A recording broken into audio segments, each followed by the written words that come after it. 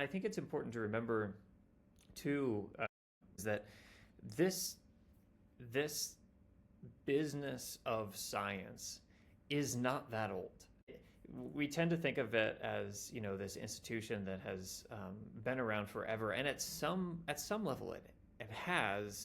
People have been doing science a long time, but for a very long time it was sort of the gentleman scientist. Yeah, right? it was not a profession. It was Correct. a pastime. Yes. And there were folks in the aristocracy that were would write treatises and would send letters to the Royal Society in London.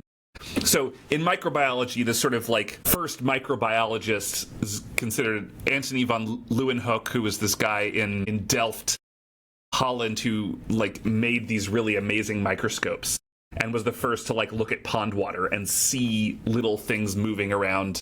He looked in his saliva, he looked at semen, he looked at all of these different things, just documenting and writing down what he saw under the microscope. Dude was rich because he was a merchant. He was his job was buying and selling stuff, and he was in a trade capital, and that's how he had money to go buy his fancy glass and grind his lenses, and had the free time to do that. That was the 17th century, but I think that was still true through most of the 18th century.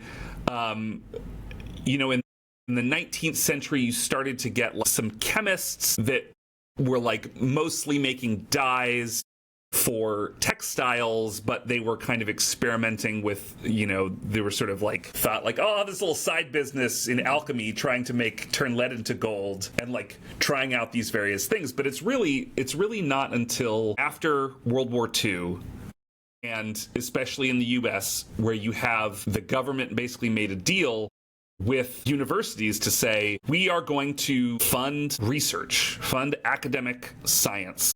Yeah. At a basic level.